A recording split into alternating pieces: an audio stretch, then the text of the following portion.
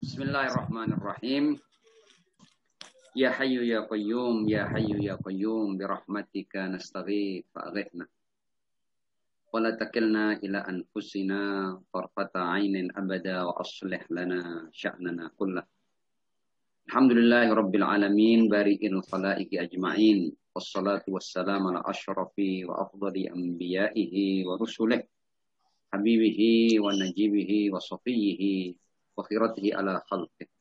المحمود الأحمد العبد المؤيد المصطفى الأمجد أبي القاسم المصطفى محمد اللهم صل على محمد وآل محمد وعلى آله الطيبين الطاهرين المعصومين وأصحابه المنتجبين سيما بقية الله في الأراضين أجل الله تعالى فرجه الشريف وجعلنا وجميع المؤمنين والمؤمنات والمسلمين والمسلمات من أتباعه وجنوده أما بعد. Ikhwani wa akhwatil a'izza, assalamualaikum warahmatullahi wabarakatuh. Waalaikumsalam warahmatullahi wabarakatuh. Alhamdulillah, saya merasa bersyukur bahwa lewat kajian virtual ini kita bisa bertemu kembali teman-teman dari Al-Wahda Solo. Meskipun juga saya lihat yang ikut juga dari luar Solo juga ada ya. Seperti yang mungkin sudah disebarkan tentang tema kita malam hari ini. Tema kita malam hari ini adalah Iskaliyatus Syurur kalau dalam bahasa Arabnya ya. Artinya kritik seputar fenomena keburukan. Jadi kita tahu semua kan iskal kan, kalau ada iskal berarti ada kritikan. Nah, asyurur itu jamak daripada asyar. Iskaliyatus syurur. Nah, mungkin tema kemarin yang disebar adalah filosofi keburukan. Artinya di keberadaan dari Tuhan yang maha sempurna, yang maha baik, yang Rahman Rahim, bagaimana dalam keberadaan yang merupakan kreasi dan karya serta cipta Tuhan yang maha sempurna, itu kok ternyata ada fenomena yang namanya keburukan. Keburukan yang bisa berarti kejahatan, yang bisa berarti kriminalitas, yang bisa berarti perangai-perangai yang juga buruk dan jahat, bisa berarti peperangan dan permusuhan di antara manusia hingga mengarah pada pertumpahan darah. Kemudian fenomena-fenomena alam yang juga mendatangkan berbagai bencana, gempa bumi, banjir, gunung meletus. Kemudian juga fenomena-fenomena seperti wabah-wabah atau penyakit-penyakit yang sifatnya itu pandemik, sehingga satu virus mungkin dalam satu era tertentu bisa merenggut sekian banyak nyawa. Seperti yang terjadi juga pada dewasa ini, kita sedang mengalami pandemi virus corona. Nah, ini yang akhirnya kemudian sepanjang sejarah umat manusia, ini masalah bagaimana menyikapi fenomena keburukan ini berkaitan dengan keberadaan Tuhan. Nah, ini yang akan kita bahas. Nah, pembahasan ini garis besarnya saya ambil dari salah sebuah muhadharah atau ceramah agama yang disampaikan oleh Syekh Salman, Ahmad Salman. Nah, dia adalah salah seorang dai muda dari Timur Tengah, tepatnya dari Saudi Arabia, pengikut Ahlul Bait yang sekarang ini pandangan-pandangan dia cukup digemari dan banyak didengar. Tentu sedikit banyak saya melakukan improvisasi agar pembahasan ini bisa kita pahami bersama secara sederhana dan mudah-mudahan bisa memberikan manfaat dan terbukanya wawasan insyaallah serta pemahaman tentang adanya keburukan di keberadaan. Jadi sekali lagi kita akan berbicara tentang Tuhan dan fenomena keburukan atau iskali atau syurur. Nah, seperti yang saya katakan bahwa masalah fenomena keburukan yang menjadi perbincangan ini itu sudah diperbincangkan sepanjang sejarah, artinya bukan hanya di zaman kita saja, meskipun di zaman ini sekarang ini masalah fenomena keburukan ini telah melahirkan gelombang besar ateisme. Jadi di 60 tahun terakhir masalah fenomena keburukan ini semakin banyak menggiring ya orang-orang beriman untuk kemudian mempertanyakan kembali tentang keberadaan Tuhan. Dan boleh jadi mereka tidak menyatakan kekufurannya atau ilhadnya atau ketidakpercayaannya kepada Tuhan, tapi dalam pemikiran mereka telah mewarnai bahwa artinya Tuhan, keberadaan Zat yang Maha Pengasih lagi Maha Penyayang itu sudah tercerabut dari akar jiwanya.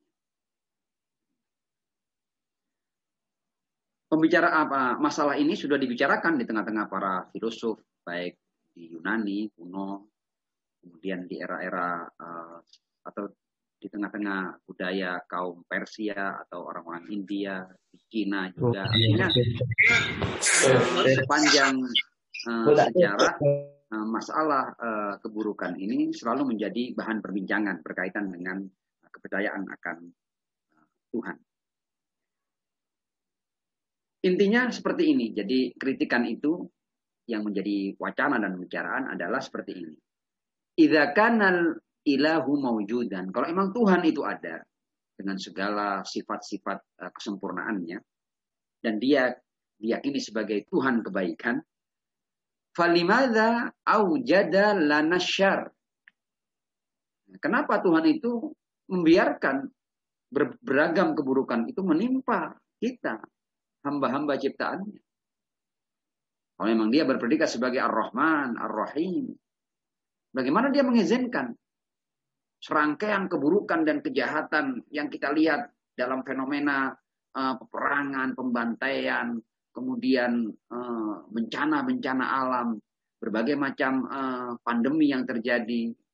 Kenapa Tuhan itu membiarkan itu menimpa kita, ciptaan-ciptaannya? Bagaimana kita memahami keberadaan keburukan dalam artian luasnya itu dengan Tuhan yang Maha Pengasih, yang Maha Penyayang, yang Maha Bijaksana, dan lain sebagainya. Nah, saya sebelum masuk dalam bagian berikut dalam pembahasan ini, yang penting saya ingin teman-teman sudah memahami ya, kira-kira letak iskalnya di mana, letak perbincangannya di mana, letak permasalahannya di mana. Nah, itu alasan kenapa saya agak mengulang-ulang beberapa poin di awal tadi. Karena dengan kita memahami apa yang kita bicarakan, maka jawaban-jawabannya atau penyikapan umat manusia itu akan semakin kita pahami. Dan saya yakin kita pun ini juga sebenarnya bertanya-tanya, meskipun tidak kita tulis, meskipun tidak kita bukukan, tapi kita juga bertanya, kenapa kok terjadi ini, kenapa kok terjadi itu. Baik yang menimpa diri kita langsung, musibah-musibah yang kita hadapi, bencana-bencana yang kita alami, berbagai macam kesulitan dan permasalahan yang kita hadapi, atau bahkan apa yang terjadi di komunitas kita. Pasti tidak ada orang yang berakal, orang yang nalarnya masih hidup, rasionya masih berjalan, ya. Perasaannya masih juga aktif, ya, yang kemudian dia tidak bertanya tentang kenapa harus ada beragam keburukan dan kejahatan di keberadaan yang merupakan karya daripada Tuhan yang Maha Segala-galanya ini. Nah, sekarang kita akan melihat bahwa terhadap masalah ini ada beragam penyikapan. Nah, kita lihat ya, penyikapan-penyikapan tentang fenomena keburukan ini. Di antara penyikapan yang terjadi dalam sejarah umat manusia, itu akhirnya mereka terpaksa mempercayai bahwa Tuhan itu tidak satu. Berarti ada banyak Tuhan ini. Sebab ternyata ada fenomena-fenomena baik yang kita terima, tapi juga ada fenomena-fenomena keburukan yang menimpa kita. Berarti ini sumbernya bukan satu. Nah, jadi kepercayaan tentang adanya lebih dari satu Tuhan, ya, entah itu ada yang mengatakan Tuhan kebaikan, Tuhan keburukan, dan lain sebagainya. itu sebenarnya dikarenakan, jadi kenapa kok sampai ada keyakinan seperti itu? Dikarenakan fenomena keburukan. Jadi adanya keburukan ini, mereka sulit untuk memahami bahwa ini sumbernya satu Tuhan, tidak mungkin.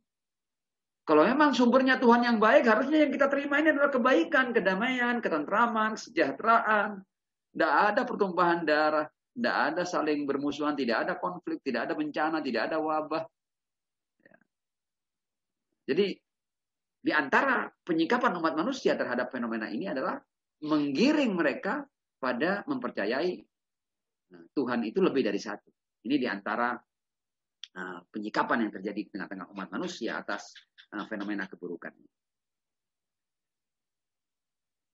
Penyikapan yang lain, mereka tetap meyakini bahwa Tuhan itu satu. Akan tetapi, ya, mereka meyakini bahwa Tuhan itu bukan zat yang mempunyai sifat-sifat yang semuanya baik, enggak. Jadi Tuhan juga boleh jahat. Tuhan juga boleh kejam. Ya Tuhan ada.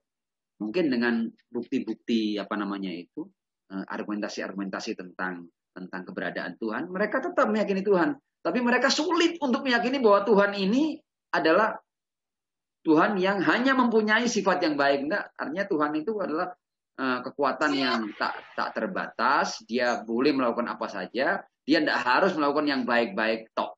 Jadi dia boleh juga kejam, dia boleh juga jahat, ya. Dia boleh juga melakukan apa yang ingin dia lakukan, miliknya kok. Ini keberadaan ciptaannya, karyanya. Dia mau ngapain terserah dia. Nah, itu di antara penyikapan umat manusia. Jadi penyikapan yang kedua ini adalah penyikapan yang akhirnya menyasar kesempurnaan Tuhan. Jadi Tuhan tidak harus baik, Tuhan tidak harus lembut, Tuhan tidak harus Rohman dan Rohim, tidak harus itu. Bahkan Tuhan juga tidak harus mengetahui segala-galanya. Karena kalau dia tahu bahwa keburukan itu buruk, dia harusnya tidak melakukan keburukan. Boleh juga keyakinan ini atau penyikapan ini akan mengantar pada keterbatasan kekuasaan Tuhan. Boleh jadi Tuhan itu tahu bahwa ini buruk, tapi dia tidak punya kuasa yang cukup untuk mencegah beragam keburukan. Buktinya keburukan terjadi. Nah, kalau emang dia itu Tuhan dan dia maha segala-galanya dan dia tahu ini keburukan, apa yang menjadi alasan dia tidak mencegah terjadinya keburukan? Ini penyikapan yang kedua. Artinya mereka meyakini Tuhan, tidak mengatakan bahwa Tuhan lebih dari satu, tapi Tuhan yang satu ini tidak dengan sifat-sifat yang sempurna. Tuhan boleh jadi dia punya sifat-sifat yang katakanlah kejam, jahat, usil, ya, atau buyon, main-main, menggoda, mencoba, dan lain sebagainya. Atau bahkan Tuhan yang bagaimanapun juga kekuasaannya itu bukan tak terbatas. Pengetahuannya terbatas, ya. Kemudian atau kasih sayangnya itu terbatas, kemahalan lembutannya itu terbatas, dan lain sebagainya. Saya yakin antum sudah tangkap ya penyingkapan yang kedua ini. Bahwa Tuhan ada satu, tapi Tuhan ini tidak harus memiliki berbagai macam sifat-sifat yang sempurna dan baik. Ini kan berlawanan dengan apa yang menjadi keyakinan kita kan. Kita dalam keyakinan kita, dalam tauhid kita meyakini bahwa Tuhan itu adalah zat yang maha sempurna. Tidak ada sedikit pun kekurangan, tidak ada sedikit pun keterbatasan, tidak ada yang mampu membatasi kekuasaannya, bahkan pengetahuannya dan lain sebagainya.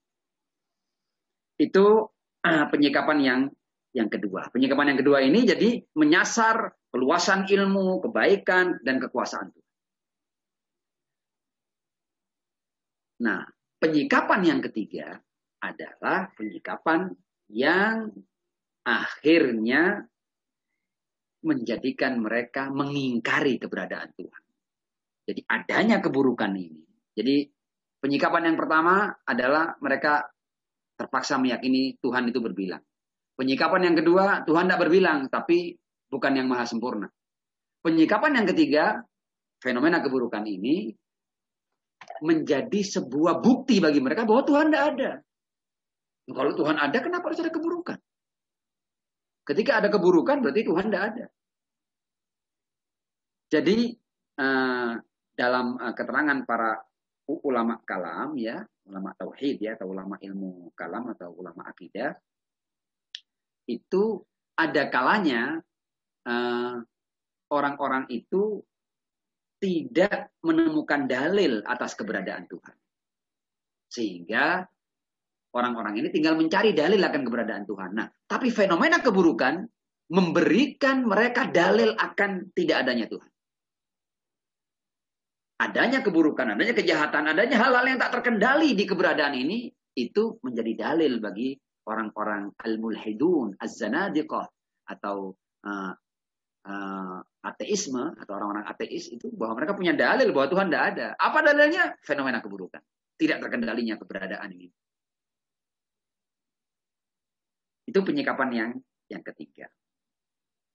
Nah, ateisme kontemporer itu yang sekarang ini melanda, bahkan sasarannya itu adalah pemuda-pemuda Islam, itu ya karena mereka melihat adanya keburukan ini.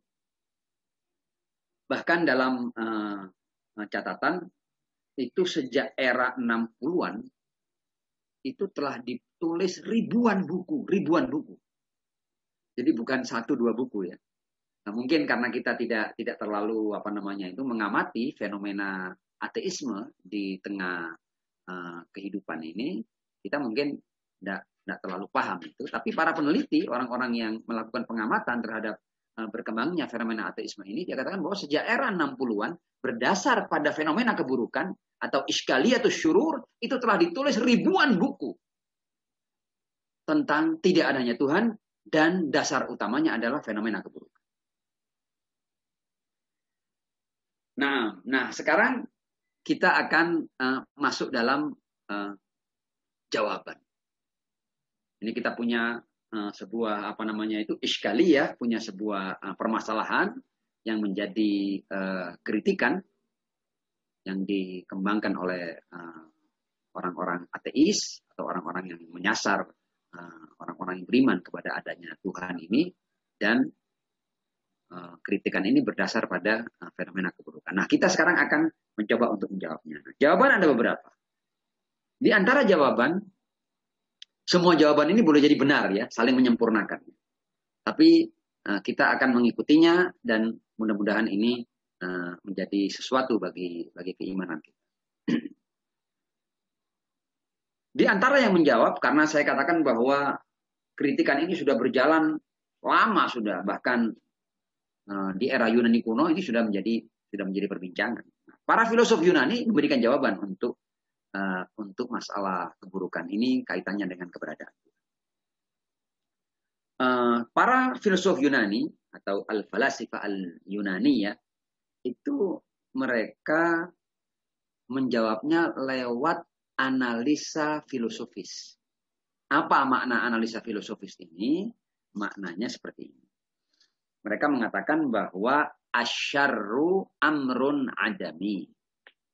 Keburukan itu pada hakikatnya adalah ketiadaan. La wujuda lahu fil waqi'. Di alam nyata tidak ada keburukan itu.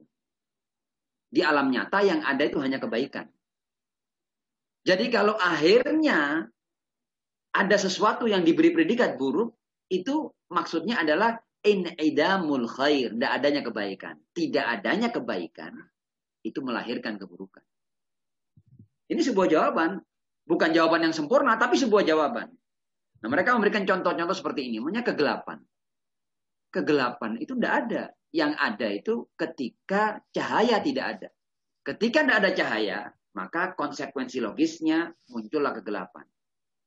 Karena itu dalam bahasa percakapan, ketika kita ketika kita tidak bisa memunculkan keburukan, memunculkan kegelapan. Kita ngomong adfi'in nur atau adfi'is siraj, matikan lampu.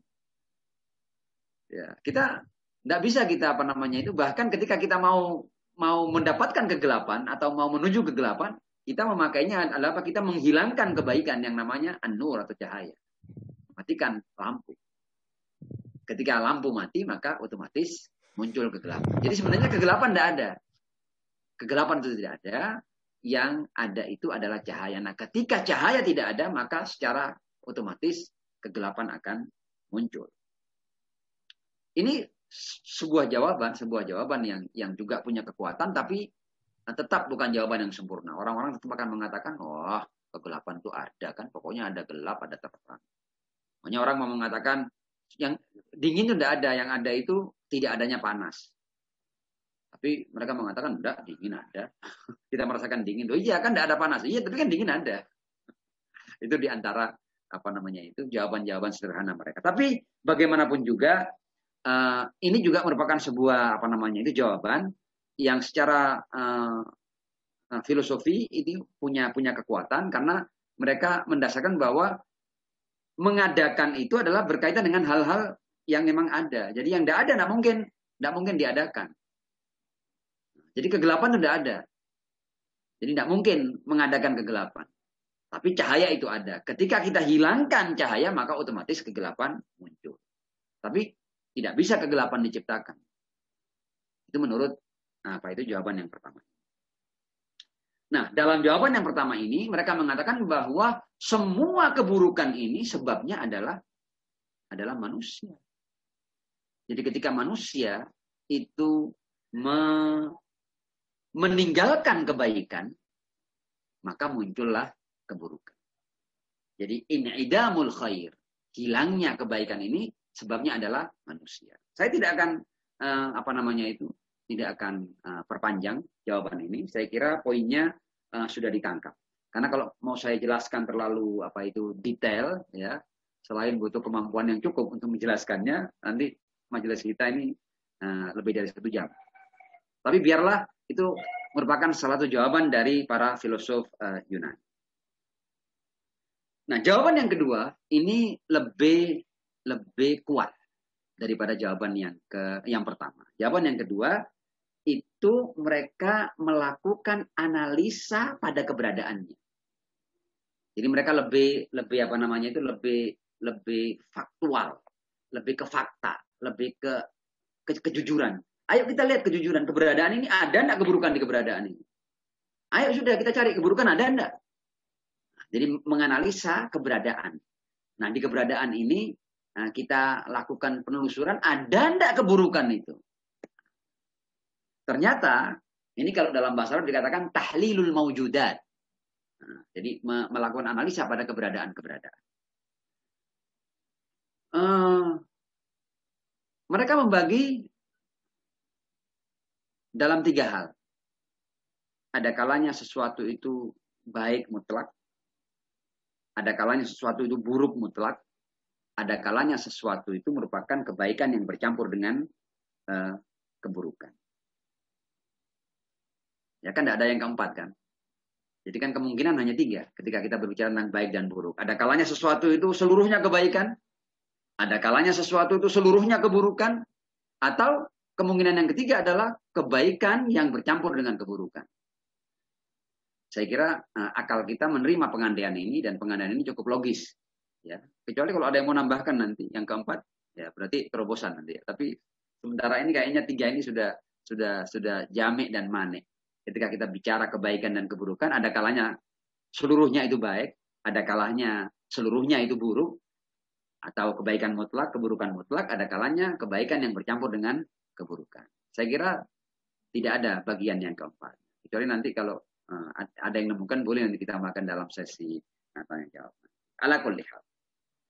Dari pengandaian ini, mereka para filosof ini memberikan keterangan seperti ini. Setiap yang ada itu adalah kebaikan. Jadi apapun yang ada, kalau dibandingkan dengan ketiadaan, adanya sesuatu apapun itu, dibandingkan dengan tidak adanya pasti kebaikan. Jadi Anda tidak akan pernah menemukan keburukan di semesta ini atau di keberadaan ini.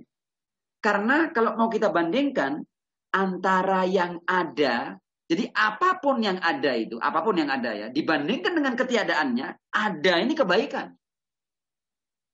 Kita mungkin akan jabarkan lewat sebuah contoh ya. Kalau tidak dicontohkan nanti kadang-kadang kita ini melakukan pengandaian-pengandaian yang keluar dari maksud orang yang membuat dalil ini. Saya sudah buat contoh yang kira-kira mudah untuk dijabarkan. Contohnya begini, budi, nah ini kayak pelajaran bahasa Indonesia ya. Kayaknya kalau kita pakai contoh Zaid, Amr itu terlalu ngarap ya. Ini pakai budi aja ya, budi dan Yanto. Insya Allah tidak ada yang namanya Yanto di sini ya, jadi tidak tersinggung ini ya. Budi juga tidak ada ya. Alhamdulillah. Ya, contohnya begini, Budi menusuk Yanto dengan pisau dan membunuhnya. Budi menusuk Yanto dengan pisau dan membunuhnya. Nah, kita lakukan tahlil ya, kita breakdown, kita break ini. Budi sebagai Budi. Seorang manusia bernama Budi, baik atau buruk? Ya baik. Adanya Budi dengan tidak adanya Budi. Budi sebagai keberadaan manusia baik dia. Dibandingkan dengan ketiadaannya. Budi baik. Kemudian Yanto sama dengan Budi. Nah sekarang pisau. Pisau sebagai pisau bebas nilai dia. Bahkan kalau kita mau kalau kita mau jujur, pisau ya kebaikan. Karena kalau tidak ada pisau ada banyak kebaikan yang tidak bisa kita lakukan. Dengan pisau ini ada banyak kebaikan yang bisa kita lakukan. Nah, bahwa daging itu bisa terbelah, itu juga kebaikan. Bayangkan seandainya daging tidak punya kemampuan untuk dibelah oleh pisau. Tidak ada yang pesta barbeque di antara kita ini. Agak sulit kita nyate itu. Kalau seandainya daging-daging itu tidak punya potensi untuk dipotong-potong. Ya kan? Nah, jadi sebenarnya kalau kita mau breakdown, semua keberadaan yang kita temukan pada hakikatnya dia fi haddi nafsi, fi haddi dhati, itu kebaikan. Nah, keburukan itu muncul ketika terjadi salah penempatan. Ya, pisau yang harusnya dipakai untuk motong daging kambing ya, supaya terjadi sate dan lain sebagainya, dipakai untuk ngoyak perut saudaranya atau temannya. Nah, ini baru muncul keburukan. Wa illa, keberadaan ini, Yantonya, Budinya, pisaunya, kemungkinan atau potensi daging untuk dipotong dan lain sebagainya, itu semuanya kebaikan. Nah, ketika pisau yang mempunyai fungsi yang baik ini dilakukan untuk melakukan pembunuhan, baru muncul keburukan. Jadi keburukan itu sesuatu yang tidak dzati, tapi arodi. Pada hakikatnya tidak ada. Contoh umpamanya, tentang bencana, kita ambil contoh bencana umpamanya. Gunung meletus. Gunung sebagai gunung bagus, tidak ada masalah. Gunung meletus tidak ada masalah. Tidak ada yang teriak itu. Ya, umpamanya tidak apinya teriak, tidak batu-batunya teriak, tidak ada masalah. Dia benda-benda mati. Ya. Kenapa gunung meletus? Bahkan kalau kita mau lihat manfaat daripada gunung meletus, ada banyak manfaat gunung meletus itu. Ada banyak manfaat. Ya, saya tidak akan mengkaji secara keilmuannya ya, tapi saya kira antum semua sudah bisa paham lah bahwa di balik peristiwa gunung meletus itu ada banyak manfaat yang terjadi. Nah, terjadi keburukan kapan? Ketika saat gunung meletus ada orang yang di sekitar situ. Atau orang sengaja, ini gunung berapi yang setiap saat bisa meletus, buat kampung di situ. Jangan salahkan gunungnya. Gunung ini sudah sejak dulu sebelum Anda buat kampung, gunung berapi itu bisa meletus. Nah, kalau Anda buat rumah di sekitar kawah, kemudian kawahnya meletus, Anda jangan salahkan Tuhan dong. Ya, Anda salahkan diri Anda. Kenapa Anda milih tempat hidup di tempat yang berpotensi untuk Anda menerima tumpahan lava dan lahar. Sementara Anda memastikan bahwa kulit Anda tidak cukup tahan untuk menerima tumpahan lahar dan lava yang panas atau yang dingin itu. Ya, jadi jelas ya. Jadi sebenarnya gunungnya, letusannya, apinya, semuanya itu tidak ada masalah. Fi haddi nafsi, ya itu baik. Kapan muncul keburukan? Ketika ada orang berada di sekitar gunung di saat meletus, akui. Nah itu yang akhirnya menimbulkan keburukan. Jadi keburukan itu sesuatu yang sifatnya arodi, tidak dzati.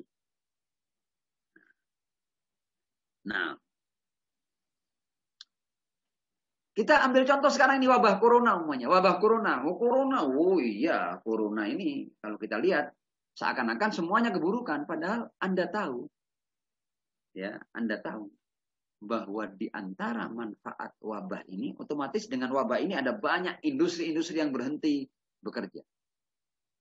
Kemudian ada banyak mobil-mobil yang harusnya setiap hari itu bergerak dan menebar polusi di jalanan itu banyak yang istirahat. Artinya ketika terjadi pandemi yang sifatnya global seperti ini, dan kemudian banyak industri yang berhenti, banyak mesin-mesin yang berhenti, itu ternyata ozon kita sedikit membaik. Nah, luar biasa. Jadi jangan dianggap apa sesuatu yang tampaknya itu adalah keburukan, semuanya keburukan. Enggak, ternyata ada efek-efek baik juga. Nah, makanya contoh, dari wabah ini akhirnya orang mengerti ternyata betapa nikmatnya saat-saat sehat, betapa nikmatnya suasana sehat. Ketika ada orang-orang yang pertemuan keluarga itu dianggap biasa atau membosankan atau tidak penting atau dianggap sebagai beban yang wah nanti ada acara temu keluarga ini. Nah sekarang ketika akhirnya tidak bisa ketemu, orang sudah mulai merindukan untuk ketemu dengan keluarga. Tapi karena pandemi akhirnya mereka tidak bisa bertemu. Dia merindukan saat-saat sebelum ada corona. Jadi orang mulai memahami banyak nikmat-nikmat, ya hal-hal yang asalnya itu indah, baru dia pahami ketika ada musibah dan bencana seperti ini. Nah, jadi jawaban yang kedua ini adalah dari tahlil al-mawjudat. Jadi kalau kita mau jujur, tidak ada keberadaan yang pada hakikatnya adalah keburukan. Silakan nanti dalam sesi tanya jawab silakan. Apa sih yang pada hakikatnya buruk? Tidak ada yang pada hakikatnya buruk. Semua yang ada ini pada hakikatnya, pada keberadaan dirinya sendiri itu baik. Tidak ada yang pada hakikatnya buruk. Tidak ada. Silakan apa? Nanti ya, ini kalau ada yang mau bertanya nanti silakan catat tentang poin ini. Artinya jawaban yang kedua ini ketika melakukan analisa pada keberadaan atau hal-hal yang ada, tidak ditemukan sesuatu yang pada hakikatnya adalah buruk. Tidak ada. Bahkan semuanya adalah kebaikan. Jadi jawaban yang kedua ini mengatakan bahwa keburukan itu sesuatu yang arodi, bukan yang dzati. Bukan yang bersifat esensial dan substansial, tapi sesuatu yang hanya muncul, tapi secara esensial tidak ada. Insya Allah bisa dipahami. Jawaban yang ketiga adalah berbicara tentang urgensi keburukan. Jawaban yang ketiga ini luar biasa, lebih lebih dalam lagi. Nah, keburukan harus ada dan dibutuhkan oleh umat manusia. Sifatnya itu doruri. Justru kalau tidak ada keburukan, tidak akan ada perkembangan. Tidak akan ada kemajuan. Jadi keburukan, bahkan tidak ada pengetahuan. Ini juga luar biasa. Saya juga berusaha menggabungkan ya antara jawaban-jawaban yang berdasar pada pada nalar dan logika yang juga diterima oleh agama, juga dengan jawaban-jawaban agama. Nah, di antara makna jawaban yang ketiga ini adalah bahwa kalau seandainya tidak ada keburukan, kita tidak akan paham kebaikan itu apa. Jadi kalau semuanya itu enak, kita tidak paham enak itu apa. Jadi ketika sesuatu, jadi Allah SWT lewat sedikit keburukan-keburukan yang bersifat tidak esensial tadi itu, memahamkan kepada kita kebaikan. Saya kasih contoh begini. Contoh ya. Nah ini karena pembahasan sedikit ya bukan berat lah, cuma butuh perhatian ya. Mohon maaf kalau kemudian saya menyampaikan contoh-contoh. Contoh umpamanya begini. Kita kan paham di antara fenomena itu fenomena warna. Ada warna itu ada putih, ada biru, ada merah, banyaklah. Sekarang bayangkan, seandainya semua warna itu putih, kita akan kehilangan warna. Bahkan kita nggak akan paham bahwa putih itu adalah warna. Ya, saya kasih contoh sekali lagi ya. Kenapa kita paham putih itu warna? Karena ada yang membatasi putih, ada biru, ada coklat, ada kuning, ada hitam. Baru kita paham bahwa biru itu warna, bahwa putih itu warna. Tapi seandainya semuanya itu putih, bahkan kita tidak paham bahwa putih itu adalah warna, kita akan kehilangan putih. Sesuatu yang mutlak, kita akan kehilangannya. Demikian pula, semua kenikmatan ini bisa kita pahami sebagai kenikmatan ketika ada hal-hal yang mengganggu kenikmatan ini. Bahkan kalau kita mau lihat jawaban para urafah itu diantaranya mengatakan bahwa sengaja diciptakan kehidupan dunia ini agar Anda mampu memahami kenikmatan di surga. Kalau Anda tidak dipahamkan tentang sakit, tentang permusuhan, kemudian hal-hal yang buruk, sifat-sifat yang buruk, Anda tidak akan pahami nanti kehidupan indah di surga, di mana illa kilan salaman salama, semua yang Anda butuhkan ada, Anda tidak akan pahami itu, Anda tidak bisa menikmati itu sebagai nikmat. Kapan Anda bisa menikmati itu sebagai nikmat? Karena Anda sudah dipahamkan bahwa ada sesuatu yang tidak seperti ini. Jadi kehidupan yang tidak hakiki di dunia yang sementara di dunia ini tujuannya apa? Agar Anda memahami dengan sempurna kenikmatan yang Allah sediakan di akhirat. Kalau tidak ada ini, Anda tidak akan, kalau sejak awal Anda dikasih nikmat kok, bahkan Anda tidak bisa menikmati kenikmatan. Mudah-mudahan ditangkap ini ya. Jadi keburukan ini urgensinya apa? Untuk ma'rifah. Al-qimah al-ma'rifiyah. Mempunyai nilai agar kita mengetahui dan memahami apa itu kebaikan sebenarnya. Karena kita ini bukan zat yang mutlak. Kita ini terbatas. Karena kita terbatas, maka kita butuh pembanding-pembanding untuk memahami. Berbeda dengan zat Allah yang maha segala-galanya. Kita ini butuh pembanding untuk paham sesuatu. Jadi jawaban yang ketiga ini berbicara tentang urgensi keburukan. Urgensinya pada apa? Pada al-qimah al-ma'rifiyah. Pada nilai pengetahuan. Selain juga diceritakan ada seorang filosof Eropa. Itu asalnya dia ini seorang orang yang beriman lah. Tentu agamanya Kristen ya. Kemudian ibunya mati akibat penyakit kanker. Jadi ada penyakit kanker yang menggerogoti ibunya. Akhirnya ibunya mati. Kemudian dia atas kematian ibunya ini dia protes. Dan dia protes kepada Tuhan dan lain sebagainya. Sampai dia menjadi ateis. Tapi kemudian dia kembali beriman. Dan di antara alasan kenapa dia kembali beriman. Dia kembali beriman dengan alasan bahwa seandainya tidak ada keburukan. Maka aku tidak akan paham kebaikan. Dia kembali beriman karena dia memahami bahwa keburukan ini yang membuat aku paham apa itu kebaikan. Ini sebuah cerita yang terjadi pada seorang filsuf yang dari seorang yang beriman dia kemudian ingkar dan kemudian kembali beriman dengan alasan yang seperti saya jelaskan. Karena itu dalam kitab-kitab logika dikatakan tu'raful umur bi'abdadiha. Jadi hal-hal itu diketahui dengan lawan. Jadi seringkali kan kita ini kalau dikasih lawannya kita cepat paham.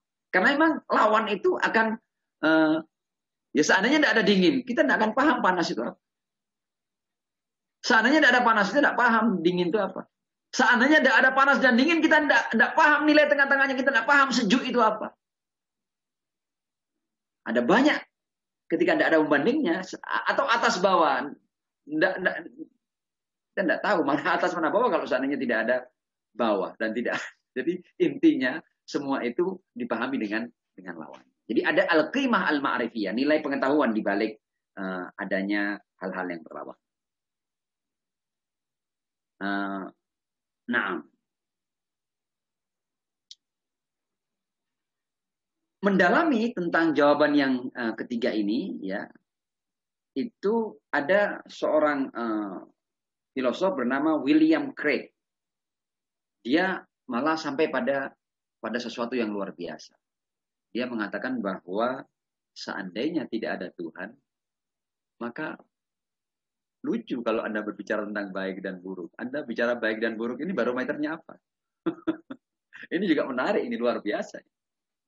Ini seorang filsuf, dia bisa sampai bahwa kalau Anda mengingkari Tuhan, Anda sudah jangan ngomong ini baik, ini buruk. Apa dasar Anda mengatakan ini baik dan buruk? Jadi keberadaan Tuhan itu adalah barometer nilai. Kalau Anda tidak meyakini keberadaan Tuhan, berarti Anda sudah jangan ngomong ini baik, ini buruk, ini mulia, ini tidak mulia. Tidak ada, sudah tidak ada norma, tidak ada nilai, tidak ada etika. Jangan sudah. Anda sudah jangan ngomong ini baik, ini buruk, jangan. Anda jangan ngomong cinta, jangan. Tidak ada ukurannya itu semuanya. Ini juga luar biasa. Jawaban yang sangat luar biasa dari seorang William Craig. Laulal ilah, lakana kullu syai'in mubah. Seandainya tidak ada Tuhan, berarti Anda bebas melakukan apa saja. Ya, Anda bebas melakukan segala macam kebiadaban dan kekejaman serta kebengisan, dan tidak ada alasan orang untuk mencegah Anda, tidak ada alasan orang untuk membuat hukum dan norma. Jika Anda mengingkari keberadaan Tuhan. Keberadaan Tuhan adalah fondasi dari nilai-nilai yang kita bangun, norma-norma yang kita bangun. Itu salah satu. Yang ketiga adalah keburukan itu diperlukan karena adanya keburukan-keburukan yang tidak mutlak, ya, yang relatif atau yang nisbi tadi itu membuat orang, mendorong orang untuk melakukan penciptaan, untuk bekerja, untuk melakukan produksi, ya, melakukan penemuan dan lain sebagainya. Itu ya adanya hal-hal yang pada awalnya tidak memenuhi seluruh kebutuhan manusia. Ketika manusia ada pada kesulitan ini, kesulitan itu, akhirnya manusia melakukan inovasi, kreasi, produksi, dan lain sebagainya. Dan saya kira ini sangat mudah untuk kita paham. Karena itu dalam literatur juga dikatakan, aktsarun nasi ibtilaan, orang yang paling banyak ujiannya adalah orang yang paling luar biasa. Para nabi. Setelah para nabi, para rasul, para imam, itu di tingkat berikut. Bahkan kekuatan-kekuatan itu muncul di balik tekanan. Jadi kan kita lihat kan umat manusia ini setiap ditekan, bangsa yang dijajah, yang ditekan itu biasanya muncul sebagai bangsa yang kuat.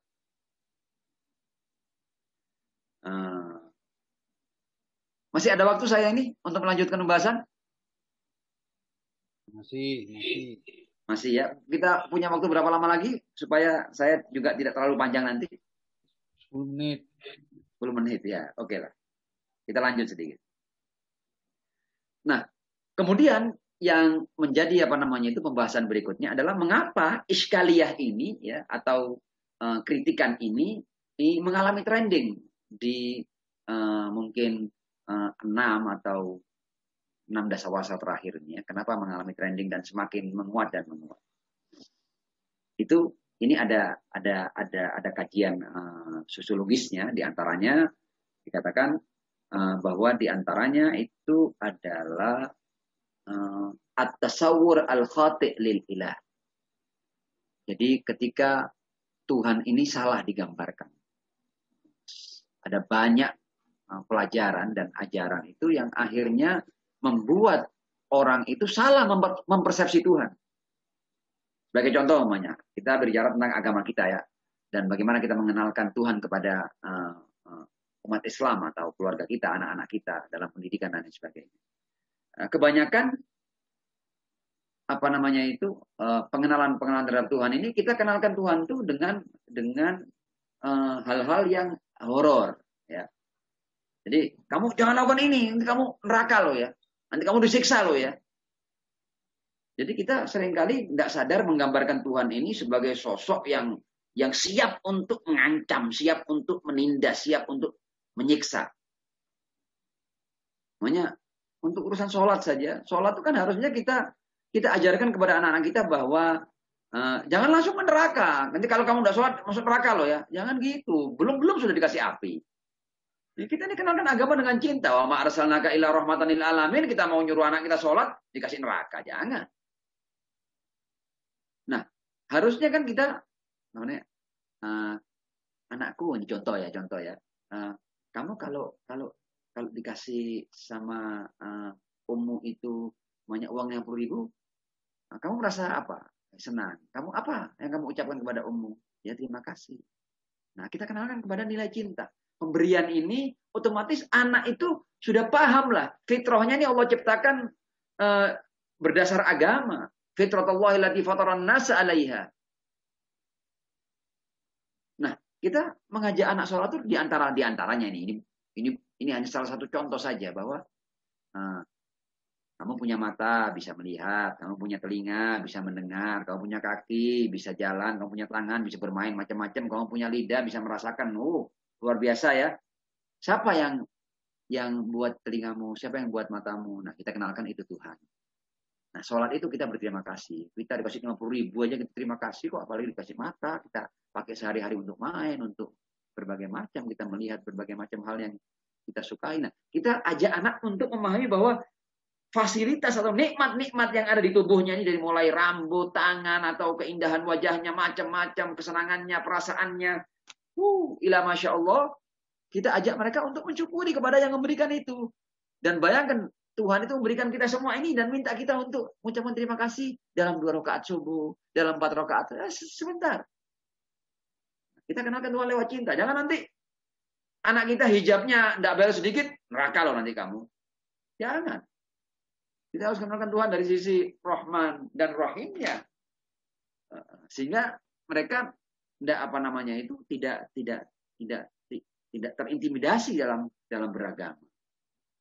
Jadi salah satu kenapa iskaliat asyurur ini, dan anak ketika dihadapkan pada sedikit kesalahan akan timbul hukuman dan sebagainya, ketika dia melihat fenomena-fenomena keburukan, dia protes dan dia kemudian tidak ada, Tuhan itu ternyata tidak adil, saya disakiti, saya mengalami ini, saya sakit, saya ini, dengan mudah dia akan menjadikan fenomena keburukan sebagai cara atau jalan untuk mengingkari keberadaan Tuhan. Ngomong kosong itu Tuhan. Nah, itu salah satu penyebabnya kenapa penolakan terhadap Tuhan berdasarkan fenomena keburukan ini menjadi tren atau menjadi trending. Ya. Kemudian juga yang kedua adalah situasi dunia. Memang apa yang terjadi di dunia ini, fenomena yang terjadi di dunia ini memang memuluskan jalan untuk orang tidak percaya pada Tuhan sudah. Lihat ini perang yang tidak berakhir, pembunuhan, apalagi kalau sudah pembunuhan atas nama agama, semakin menghancurkan sendi-sendi keimanan. Ketika seseorang melihat takbir untuk menggorok orang, untuk bakar orang, ya sudah orang muak dengan agama. Tidak percaya lagi dia dengan Al-Quran, apalagi kalau, ya itu kan, makanya katanya Sayyidatina Rasulullah, bahwa fenomena ISIS ini, tidak ada fenomena yang melebihi ISIS dalam menghancurkan nilai-nilai keimanan dan keberagaman. Ya. Nah.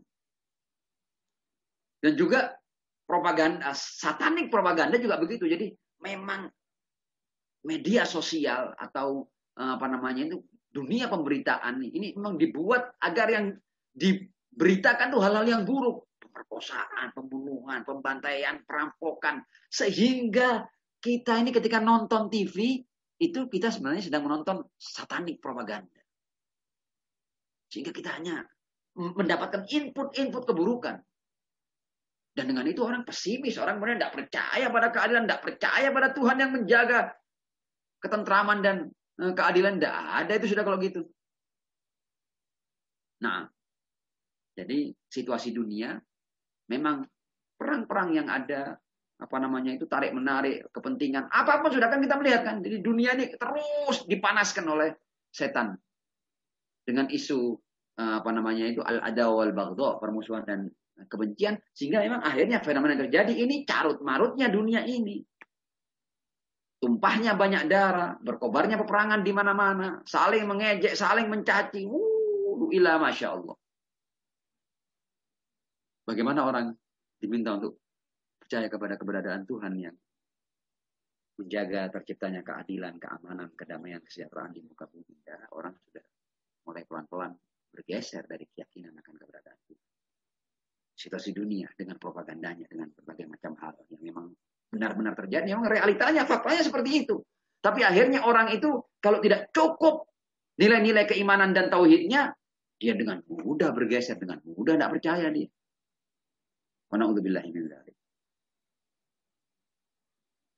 Nah, di bagian akhir itu ada cerita ya, jadi ada tawanan-tawanan perang itu pada mati mereka, padahal tidak dibunuh, tidak disiksa. Ada dalam perang antara Korea Utara dengan Korea Selatan ketika ada banyak tawanan dari tentara Eropa atau tentara Amerika ketika itu kebanyakan mereka yang ditawan itu mati, tapi tidak pakai disiksa, tidak pakai dibunuh, tidak diracun juga. Apa yang terjadi ketika salah seorang ahli psikologi melakukan penelitian? Ternyata memang mereka itu setiap hari hanya diberikan berita-berita yang buruk, tidak pernah diberikan berita-berita yang baik. Diberikan berita-berita yang sifatnya intimidatif. Dan cukup bertahun-tahun, ya, ketika mereka mendengar hal-hal yang buruk, mereka imunnya hilang dan akhirnya mati. Mati tidak pakai disiksa, mati tidak pakai dibunuh. Itu ada kajiannya, ada penelitian. Terakhir, yang paling penting adalah yang menyelamatkan umat manusia dan khususnya umat Islam tentang keyakinan dan keimanan itu adalah keluarga yang sakinah. Jadi keluarga yang sakinah itu dimulai dari keteladanan dari ayah dan ibu, ketentraman, saling percaya yang terjadi di antara keluarga, bagaimana seorang di keluarga itu mendapatkan ketentraman dan ketenangan, kesejukan. Karena dalam penelitian, banyaknya orang-orang yang sampai atau akhirnya memilih ateisme itu ternyata mayoritas dari keluarga broken home. Mayoritas dari keluarga broken home. Karena itu, kalau kita ingin memberikan sumbangsih agar tidak semakin marak gelombang ateisme di tengah-tengah masyarakat kita itu adalah kita harus kembali membenahi kehidupan rumah tangga yang ada di antara kita, di tengah-tengah kita. Jadi perbaikan dalam institusi rumah tangga. Ya, anak itu dia mengenal ayah dan ibunya sebagai Tuhannya sebenarnya. Jadi kalau ayah dan ibunya menampilkan hal-hal yang baik, maka ketika ayahnya berbicara tentang Tuhan, anak itu juga akan mengartikan Tuhan seperti perilaku ayah dan ibunya. Tapi kalau ada seorang ayah dan ibu kemudian berlaku kasar, tidak adil, apalagi kalau melakukan hal-hal yang sifatnya itu jahat dan kejam, maka ketika orang tua ini berbicara tentang Tuhan, anak ini juga menggambarkan Tuhan sebagai sosok yang kejam. Orang ini ayah dan ibu saya yang melahirkan saya ya seperti ini kepada saya, apalagi sesuatu yang abstrak yang tidak dia lihat. Ya, boleh jadi dia lebih mengirikan daripada ayah dan ibu saya. Nah, ini saya kira ada poin lagi yang tidak saya sampaikan, tapi kayaknya cukup dulu ya. Insya Allah mungkin akan kita sempurnakan dengan sesi tanya jawab. Insya Allah. Saya kira itu. Walaupun minkum. Assalamualaikum warahmatullahi wabarakatuh.